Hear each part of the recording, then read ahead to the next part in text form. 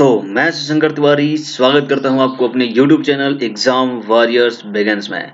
दोस्तों, RRB NTPC examination जो कि 5 चरणों में कंडक्ट हो चुकी है और आपको पता होगा कि आपने अपना पेपर कैसा दिया है। तो डेफिनेटली आपको ये भी जानना चाहिए कि आपने कितना स्कोर किया और किस तरीके से आप क्वालिफाई कर पाएंगे या फिर कितने नंबर होने चाहिए जिससे आप अपने आप को सेटिस्फाइड कर सको कि क्या आपका सिलेक्शन होगा या नहीं होगा। तो चलिए स्टार्ट करते हैं अपने इस सेशन को, जिसमें हम आपको बताने वाले हैं आज तक के सबसे बड़े सर्वे के पर आधारित, जो कि पांचों चरणों में जितने भी स्टूडेंट एग्जाम दिए थे उनके ऊपर किया गया एनालिसिस और उससे मिला करके हमने लाया है यहाँ पर सबसे सही और सबसे सटीक expected cut off RRB NTPC. दोस्तों, जैसा कि आपको पता होगा कि आपका जो एग्जामिनेशन था वो 28 ऑफ दिसंबर से स्टार्ट हुआ था, ठीक है। और 28 दिसंबर से स्टार्ट होने के बाद ये पेपर मार्च फरवरी तक चला था। तो इतने लंबे प्रोसीजर में इसका एनालिसिस करना काफी डिफिकल्ट सिचुएशन है, क्योंकि पेपर का लेवल हमेशा एक जैसा नहीं होता है। लेकिन आपको बता दूं कि इस बार आरआरबी एनटीपीसी का जो भी पेपर हुआ था उसमें जीके का जो पोर्शन था वो काफी अलग था, क्योंकि टू द पॉइंट क्वेश्चन नहीं पूछे गए थे। हालांकि रीजनिंग और मैथमेटिक्स की बात करें तो वो काफी इजी क्वेश्चन पूछे गए थे, बट आपका जो जीके का पोर्शन था वो काफी घुमा करके कुछ क्वेश्चंस पूछे गए थे, जिसमें काफी कैंडिडेट कंफ्यूज भी हुए थे और बहुत सारे लोगों ने उसमें गलतियां भी की थी। तो आप अपना कितना स्कोर किए थे और कितना आपका सही होने की चांसेस है, इसे मुझे कमेंट में लिख करके जरूर बताइएगा, ठीक है। आपको बता दूं कि अभी जो एनटीपीसी सीबीटी 2 का जो पेपर होना है उसका कोई अनाउंसमेंट नहीं है, ठीक है। और ना ही स्किल टेस्ट और रिजल्ट कब आएगा इसका कोई अनाउंसमेंट अभी है। तो ऐसे में आपको ये समझना होगा कि अभी आपका कितना स्कोर होना चाहिए, जिससे कि आप एक सेफ जोन में अपने आप को। तो ऐसे में आपको पता होना चाहिए कि आपका जो भी कट ऑफ डिसाइड होता है वो किस चीज के बेसिस पर आपका कट ऑफ डिसाइड होता है।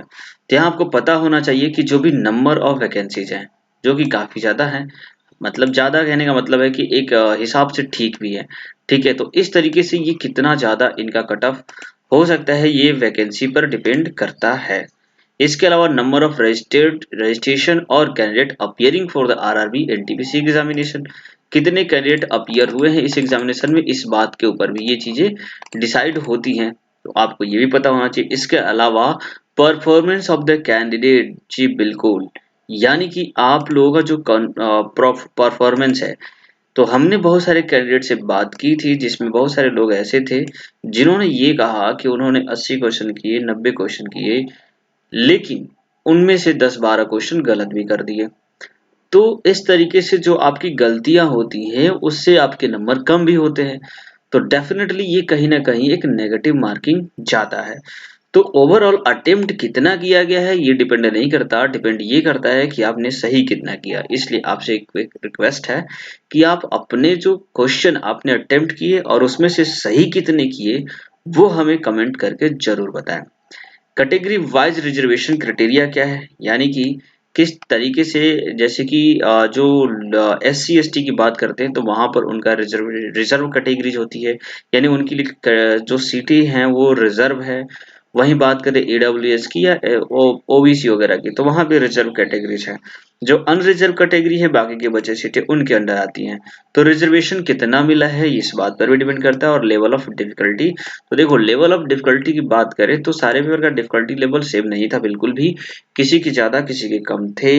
और सभी में जो कॉमन चीजें दिखी गई थी वो था जीके का पोर्शन, जो कि रिलेटिवली अगर देखा जाए तो वो थोड़ा सा मॉडरेट बिल्कुल था, ठीक है। इसके बाद अगर हम बात करते हैं आपका मिनिमम क्वालिफाइंग मार्क्स की, तो डेफिनेटली आपने जब फॉर्म भरा होगा तो आपको पता होगा, या फिर अभी भी आपका ऑफिशियल वेबसाइट पर जा करके इस चीज को आप चेकआउट कर सकते हो कि जो भी क्वालिफाइंग है, क्वालिफाइंग मार्क्स दैट मीन्स कि आपको क्वालिफाई समझा जाएगा या फिर मिनिमम कट ऑफ जो जा सकती है वो ये है। यानी अगर इससे नीचे आपका मार्क्स है तो कोई चांस ही नहीं है।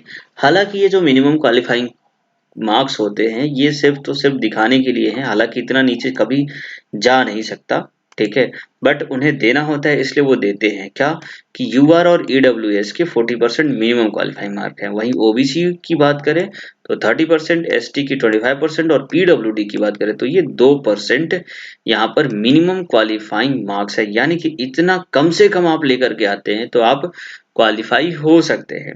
बट आप इसके चक्कर में बिल्कुल भी मत रहिएगा, यहाँ 90% लाने वाले भी फेल हो जाते हैं। ठीक है, तो थोड़ा सा आपको मॉडरेट होना पड़ेगा। वहीं सीबीटी 2 की बात करें तो वहां भी लगभग सभी में क्या है कि लगभग क्या पूरी तरीके से सेम ही क्वालिफाइंग मिनिमम क्वालिफाइंग यहाँ पर दिया गया है। फाइनली अब हम बात करते हैं कि एक्चुअल में आपका क्या कट ऑफ रहने वाला है।